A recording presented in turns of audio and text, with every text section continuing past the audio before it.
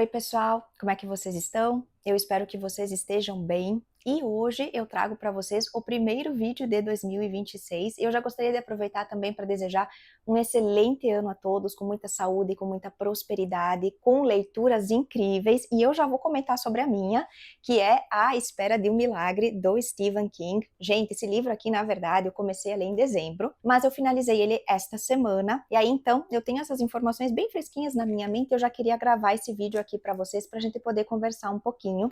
Eu já havia assistido ao filme, né, da Espera de um Milagre, aquele filme com o Tom Hanks, que eu gosto bastante, pra ser sincera, mas eu demorei muito pra ler esse livro. Gente, eu tinha esse livro aqui comigo há muito tempo, e depois que eu comecei a fazer essa leitura, e depois de finalizada, eu fiquei me perguntando por que é que eu levei tanto tempo pra fazer essa leitura aqui. Na verdade, eu acredito que em parte é porque eu tinha um conhecimento da história, eu já mais ou menos sabia o que é que acontecia aqui, mas a riqueza de detalhes e de informações que a gente tem aqui, gente, é assim, sensacional. Caso vocês tenham esse livro ali na estante de vocês, parado, façam esse favor, leiam esse livro, porque ele é incrível. A gente tá muito acostumado, para quem gosta de Stephen King, eu particularmente sou uma grande fã, como vocês podem ver, eu tenho uma seçãozinha aqui, bem humilde, destinada ao Stephen King.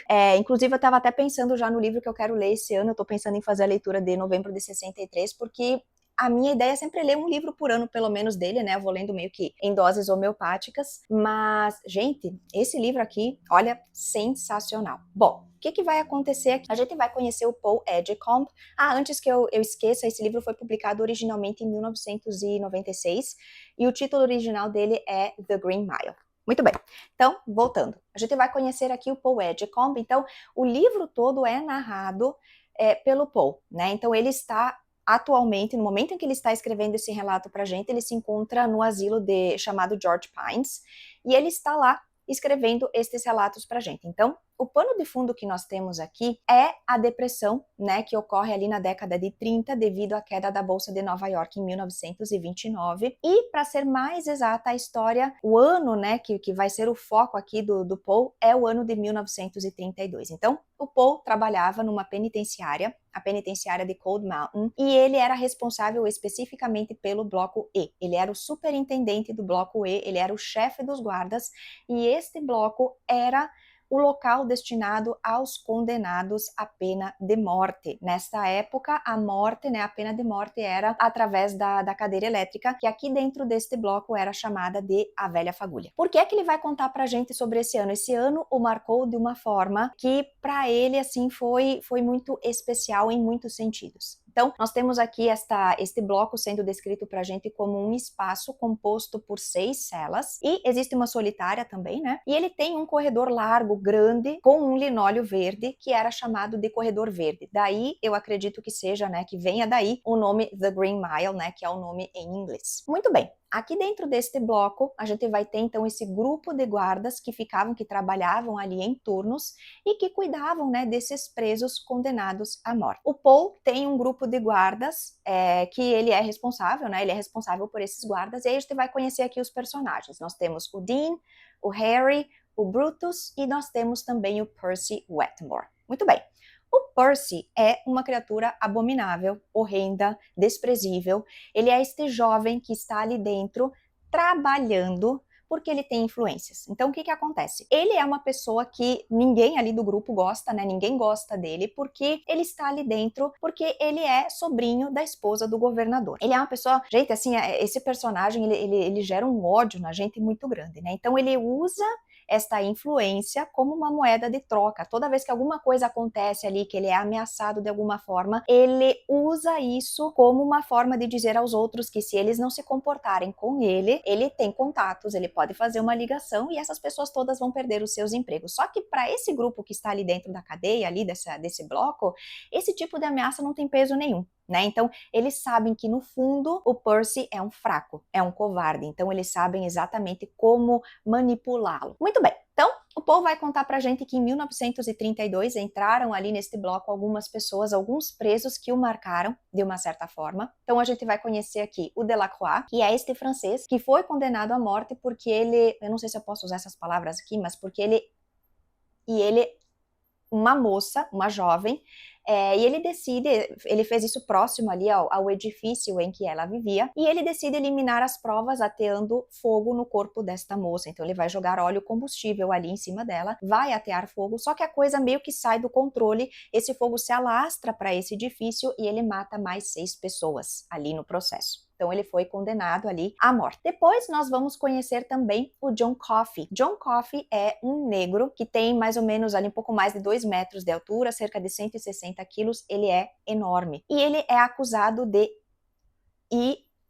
duas garotinhas, duas irmãs gêmeas. Depois nós vamos conhecer também o William Wharton, que é um rapaz que matou ali, né, 3 pessoas num assalto. Na verdade, uma delas era uma mulher grávida e na fuga ele mata mais uma pessoa. E ele é conhecido aqui como um jovem desvairado, um louco, ele não tem pena de ninguém, ele é um preso problema, digamos assim, né? E o que acontece ali dentro desse bloco? Ele conta aqui para nós, o Paul, que ele nunca chegou a ficar cheio, as 6 celas cheias ao mesmo tempo. Então havia ali um rodízio, né? Esses presos iam chegando, à medida que eles iam chegando, a sentença era enviada e eles eram, então, acontecia com eles o que tinha que acontecer, né? E existe uma regra aqui dentro desse bloco que é, por mais que os presos que estão ali dentro sejam pessoas que cometeram crimes horrendos, existe uma regra de que pelo menos os últimos dias dessas pessoas sejam pacíficos, sejam tranquilos, porque a tensão está no ar, eles sabem o que é que irá acontecer com eles sabem o que é que os espera. Então o Paul tenta manter a ordem aqui dentro, de modo que os últimos dias desses condenados sejam, de uma certa forma, tranquilos, na medida do possível. Mas nem sempre isso vai acontecer, né? Porque a gente tem a presença desse preso, que é o William Wharton, que ele tem uma tatuagem no braço, inclusive, do Billy the Kid. Então, ele é um preso muito complicado aqui, muito difícil de lidar. E aí o Paul vai contar pra gente sobre esses presos, vai contar pra gente também sobre a presença de um camundongo aqui dentro desse bloco, que é uma criaturinha peculiar, diferente, eu diria. Ele foi encontrado ali, né? E ele se comporta de uma forma diferente. É como se esse ratinho, ele tivesse uma sensibilidade, ele conseguisse sentir ou perceber coisas que estão prestes a acontecer. É como se ele estivesse esperando até mesmo por alguém. Por quê? No início, quando ele é encontrado, ele é apelidado aqui de Willy do Barco a Vapor, fazendo uma referência ao Mickey Mouse. Quando o Delacroix chega aqui nessa prisão, né, chega aqui nesse bloco, esse ratinho vai automaticamente se conectar com ele, de modo que o Delacroix vai adotá-lo aqui como seu bichinho de estimação. E ele vai ser um ratinho que vai ser muito, vai virar meio que uma diversão aqui dentro do bloco, porque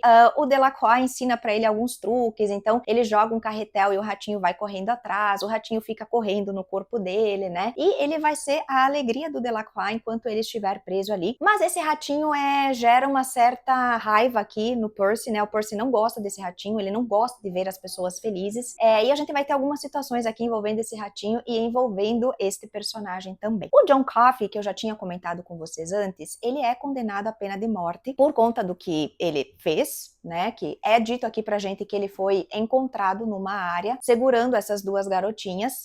E uma coisa muito curiosa aqui, pessoal, é que o John, por mais que ele seja grande, por mais que ele seja forte, ele parece uma criança, né? Então ele não sabe escrever, ele só sabe escrever o próprio nome. E ele diz aqui pra gente que o nome dele é John Coffey. Coffee, como o que se bebe com o leite, só que escrito de uma forma diferente. E eu vou ler pra vocês aqui uma informação de quando ele foi encontrado, né, aqui com essas meninas, né? Então ele vai ser encontrado aqui pelo pai, enfim, pelos policiais, né, que estavam fazendo a busca, porque essas garotinhas, num belo dia, né, elas vão dormir aqui na varanda de casa. A mãe, né, permite que elas façam isso e elas vão ser encontradas mortas, então, no dia seguinte, e elas serão encontradas com o John Coffey. Então ele vai estar sentado ali, ele é encontrado desta forma, sentado com cada menina, né, em cada lado do seu corpo, chorando de uma forma muito desesperada. E aí, quando ele é questionado sobre o que é que estava acontecendo, ele vai dizer o seguinte: não pude evitar, tentei retirar, mas já era tarde demais. Então, imaginem a situação. Este homem sendo encontrado neste local com essas duas meninas, né? Depois a gente sabe o que é que foi feito com elas, e usando estas palavras. Um homem negro, que ele não vai ter muita chance de defesa aqui, né? Então ele vai ser condenado à morte sem que muitas provas, sem que muita pesquisa seja feita a respeito dele, né? Então ele não tem muita chance. E aí o Paul vai contar pra gente também que no ano de 1932 ele passou por uma infecção urinária muito forte. Então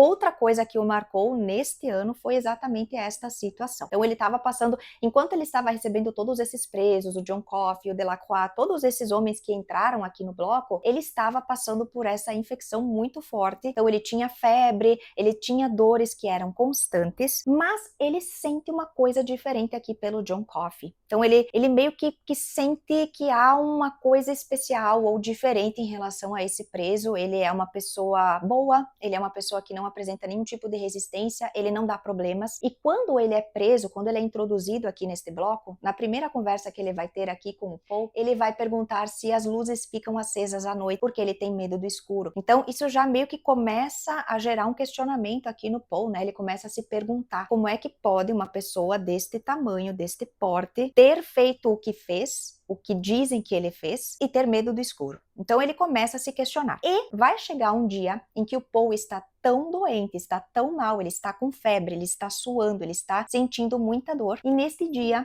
o John irá chamá-lo para perto da sua cela. E aí eu vou contar para vocês o que é que vai acontecer. O Paul, né, ele vai se aproximar da cela e ele sente no caminho, né, quando ele está indo em direção à cela do John, é como se ele estivesse hipnotizado. Ele não consegue evitar o que ele está prestes a fazer. Então ele sabe que se aproximar de uma cela, que entrar no mesmo local em que um preso se encontra, é muito perigoso. A chance de algo muito ruim acontecer é gigantesca, mas ele está indo em direção ao John Coffey. Ele está sendo guiado pela voz dele e ele vai. Ele abre a cela, ele entra ali e ele senta ao lado do John Coffey. E aí eu vou ler para vocês exatamente o que acontece neste momento. Ele vai dizer assim: "O que você quer, John Coffey?" Ele vai perguntar. E aí o John vai dizer o seguinte: "Apenas ajudar." Nisso, ele vai, né, em direção à cela, vai sentar ali ao lado do John e o John vai encostar nele, vai tocar nele, justamente naquele ponto, né, digamos assim, em que ele está sentindo dor. E aí ele vai dizer o seguinte pra gente: "Nesse momento, senti um choque por dentro, uma pancada forte e indolor de alguma coisa. Não senti nenhum calor, não tive nenhuma sensação de eletricidade, mas por um instante as cores pareceram saltar de todas as coisas, como se o mundo tivesse, de algum modo, sido espremido e feito suar. Podia enxergar cada poro no rosto de John Coffey. Podia ver cada vaso capilar rompido nos olhos aflitos. Podia ver um arranhão diminuto que cicatrizava no seu queixo. Percebi que meus dedos estavam curvos como garras no ar e meus pés estavam sapateando no chão da cela de Coffey. De repente acabou, e minha infecção urinária também. Tanto o calor como a desgraçada dor latejante desapareceram do meu baixo ventre, e a febre também deixou minha cabeça. Ainda podia sentir o suor que tinha sido extraído da minha pele, e podia sentir seu cheiro, mas ela tinha desaparecido totalmente." E depois que o John faz isso por ele vai dizer o seguinte: é como se quando o John o tocasse ali, né, no momento em que ele o tocou, é como se ele tivesse extraído tudo isso que estava dentro do Paul e tivesse absorvido toda essa doença. E aí, neste momento, o John começa a apresentar alguns sinais estranhos. Nisso, o Paul irá chamá-lo e ele vai descrever o seguinte: "Seu corpo se retesou sob minha mão, e então ele emitiu um ruído desagradável de quem está se engasgando e prestes a vomitar. Sua boca se abriu da maneira como os cavalos às vezes abrem a boca para o freio ser colocado, com relutância, os lábios deslizando sobre os dentes, numa espécie de esgar desesperado. Então seus lábios se abriram e ele expeliu uma nuvem de minúsculos insetos negros que pareciam mosquitinhos. Eles voltearam furiosamente entre seus joelhos, ficaram brancos e sumiram." Então, este é o primeiro sinal de que há algo estranho e diferente com o John Coffey. E o Paul, ele não vai sossegar até descobrir o que é que de fato aconteceu e por que é que o John Coffey está aqui nesta prisão. Nós temos aqui também uma situação muito triste, muito desagradável, que irá acontecer com o preso aqui, com o Delacroix, porque os guardas que estão aqui dentro desse bloco, todos eles querem se livrar do Percy Wetmore de alguma forma. Eles não aguentam mais essa criatura horrorosa do Percy aqui. Ele é uma pessoa muito má, como eu já comentei com vocês. A maldade dele, a gente percebe aqui, à medida que a gente vai lendo, que parece que ele sente prazer em ver o sofrimento dos outros. Tem várias situações que vão acontecer aqui dentro que vão deixá-lo muito nervoso, vão de uma certa forma incitar aqui a raiva que existe dentro dele, e a raiva que ele sente por esse preso, pelo Delacroix, é algo que está acima de qualquer coisa. Então, eles decidem, aqui o diretor do presídio, né, o Hal Moores, ele decide então que o Percy vai ser responsável aqui por conduzir o Delacroix na cadeira elétrica, é ele que vai dar todas as ordens ali, os passos que devem ser seguidos, porque o que acontece? Um dia dia antes deste preso ir para a cadeira elétrica, eles fazem uma espécie de ensaio, e aí todos os passos são feitos, né, o jeitinho que irá acontecer no dia oficial, e para que o preso receba toda a corrente elétrica, para que ele seja morto ali, né, eles precisam molhar uma esponja em água salgada e colocar na cabeça para que a corrente elétrica passe pelo corpo dele. E o Percy sabe exatamente de todos os passos. Então, ele, no dia em que o Delacroix vai ser morto, é ele que vai fazer todo esse processo, é ele que vai falar para o Delacroix, né? Eles têm uma fala ali que eles dizem, então, que a pessoa foi condenada à morte, né? Enfim, eles têm um texto ali que é falado. Depois eles colocam a esponja e a energia elétrica é ligada. Então, as pessoas ali tinham a possibilidade de assistir a isso acontecendo, né? As pessoas ali enfim, que estiveram conectadas de uma certa forma com esse crime, né, os familiares e tudo mais. E no dia em que o Delacroix vai ser encaminhado à cadeira elétrica, o Percy não irá molhar esta esponja, de modo que a forma como isso acontece aqui, gente, eu nem vou comentar muito com vocês porque é muito triste, assim, é uma coisa que marca demais, mas ele sofre muito mais para morrer, digamos assim, né? Então, o processo aqui da corrente elétrica passar pelo corpo, se a esponja está molhada, é muito mais rápido do que como foi feito com o Delacroix. Então, depois desse dia, o Percy está marcado de uma certa forma, né? Todos os guardas que estão aqui neste bloco, que convivem com ele, o encostam contra a parede e o ameaçam. Então, eles vão dizer a ele que depois do que aconteceu naquele dia, ele vai solicitar uma transferência para um outro local. Então, eles solicitam a ele, né, que ele faça a transferência aqui para um hospital psiquiátrico, então, para trabalhar lá nesse local. E é o que de fato irá acontecer, né? No dia seguinte ali ele vai fazer o seu relatório e ele vai solicitar então a sua transferência. Aqui o Paul vai contar pra gente com uma riqueza de detalhes o que é que acontece nesse dia, e é uma das coisas mais tristes que eu já li. Eu vou ser sincera com vocês, a forma como esse homem termina é horrenda, é horripilante. E gente, assim, eu não quero contar mais muitas coisas aqui pra vocês, porque na realidade eu não quero, de uma certa forma, estragar a experiência de leitura aqui. Eu acho que é interessante que vocês leiam sobre esses personagens, que vocês entendam o que é que está acontecendo, que vocês vejam pelos olhos do Paul o que foi que ele percebeu, o que foi que ele entendeu nesse período em que ele esteve ali dentro desse bloco, porque é algo que está além da nossa compreensão, né? Então, para mim, o John é uma pessoa especial e ele sente e ele entende coisas que as outras pessoas que são normais, digamos assim, não conseguem perceber, não conseguem sentir, não conseguem entender. Mas eu queria deixar a recomendação aqui para vocês, para que vocês entrem em contato com esse livro. Gente, essa leitura é fantástica, é maravilhosa. Eu fiz várias marcações aqui ao longo da leitura, né, de algumas informações também que eu não queria esquecer de comentar aqui com vocês, mas isso que eu comentei é só a ponta, né, do iceberg, digamos assim. Tem muito mais a ser explorado aqui dentro. E fica aqui a minha recomendação para vocês. Inclusive, se vocês já leram esse livro aqui, deixem aqui nos comentários que eu quero saber qual que é a opinião de vocês, o que é que vocês acharam, porque o John aqui vai fazer muitas coisas boas por pessoas que ele não conhece, por pessoas que ele nunca viu na vida, mas é porque a bondade está dentro dele, né? Ele sabe, ele sente o mal, ele percebe essas coisas, mas ele também percebe o bem, e é o que ele sabe fazer de melhor, né? Fazer o bem para as pessoas, sem se preocupar com absolutamente nada. Né? Então, fica aqui a minha recomendação para vocês, dessa leitura incrível. E se vocês me acompanharam até aqui, pessoal, por favor, não se esqueçam de deixar o seu like, se inscrever aqui no canal e ativar o sininho para as notificações. E a gente se vê numa próxima. Até lá. Tchau, tchau.